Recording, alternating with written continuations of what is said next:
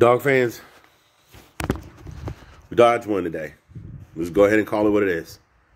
Dodged one today. The boys dodged one today. First of all, ring the bell, okay? Ring the bell.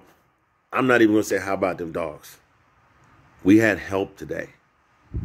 We had help today. Thorne on the ground was... He shouldn't have been able to do what he was able to do. The fact that he was able to just... Nobody, it took forever for them to make the adjustment on defense to stop him from running around the end, running around the end and galloping downfield for 15, 20, 30. I think the first one was 40, 50 yards or something like that. Was it 51 or 61, something like that he ran for. God, turnovers. They scored points off turnovers. We had some help today. And it doesn't hurt that all of a sudden the coaches remember, oh, hey, we've got the number one tight end in America. We got the baddest dude in pads in America on our team. And all of a sudden it was the Brock Bowers channel, all Brock all the time. Yeah, good to see Lad McConkey back. He made a couple of key catches and some tries. But we had some help today. I have been saying this since the end of the game in week 1.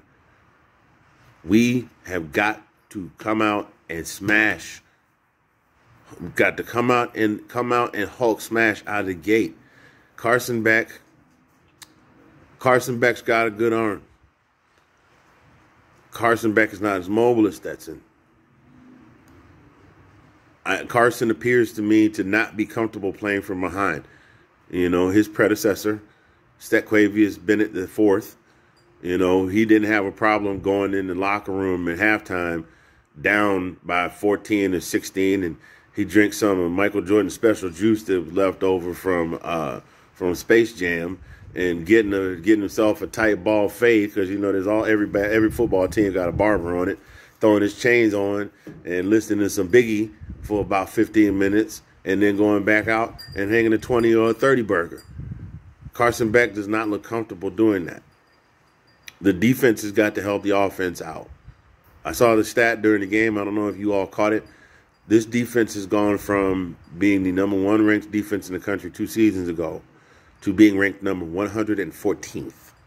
Now, I know that Todd Monken is gone. Not Todd Monken. Todd Monken was the offensive coordinator. Forgive me for misspeaking. We know that Dan Lanning is in Oregon, and he's doing great things. But we still have to... You still got to get out there and do it. Period. And I've been calling it every week. They're going to catch the wrong one. I saw what Kentucky did to Florida today. Tennessee, they had the loss to Florida, but Tennessee is still a formidable opponent for Georgia in the East. Luther Burden is the truth. And we had to play all 3 of those teams. Plus, we had to play the Dr. Jekyll, Mr. Hyde team in Florida. We don't know what Florida's going to show up. Is it the Florida that got boat raced by Kentucky today? Or is it the Florida that beat Tennessee a couple of weeks ago?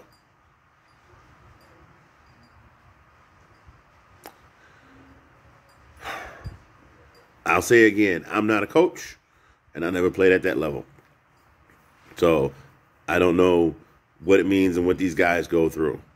But there are still enough leaders on this squad from the previous national championship squads that they should be able to get together with these guys and say, hey, look, no, you're turning your right shoulder too quick. You're going in too fast. Whatever it is that I don't know what they tell them. Whatever it is that they're doing. Hey, you got to clap your hands and slap and stomp your right foot 2 times and then throw down your draw 4 card. I don't know what they tell them. But whatever it is that they have to do to get it right, they've got to get it right.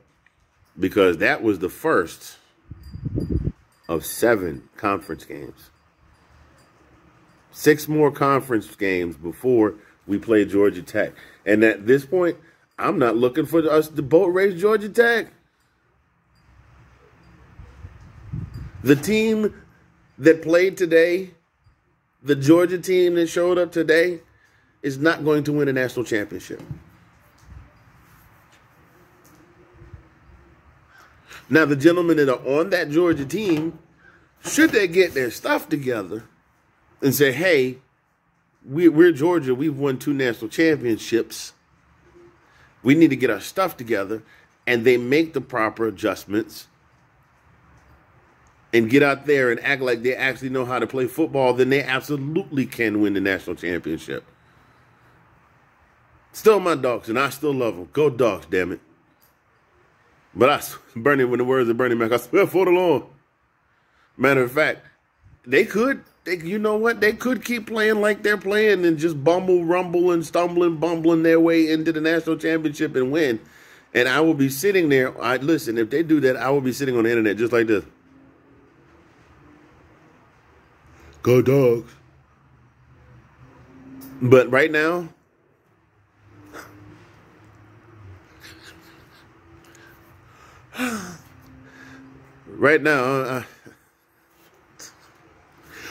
I can't see. I started to make a bad joke about Stevie Wonder, but I can't see Georgia winning the national championship right now. Not playing the way they're playing. Period, point blank. I still think they can win out, but there's a loss. There's a loss coming if they keep playing the way they're playing. And hopefully it doesn't come at the wrong time, like, say, in the SEC championship, or, say, in the CFP, or, say, in the national championship game. Georgia Bulldogs, we love you. But quit messing around and go ahead and kick the rest of everybody's butt like you know you can, so we can yell, go Dogs, and relax. Because I was like this the whole game. Checking my blood pressure. That's all I got. I'm getting off here now because I feel these impersonations creeping up on me. So I'm going to get off of here right now. That's all I got. I'll talk to y'all later. Go Dogs.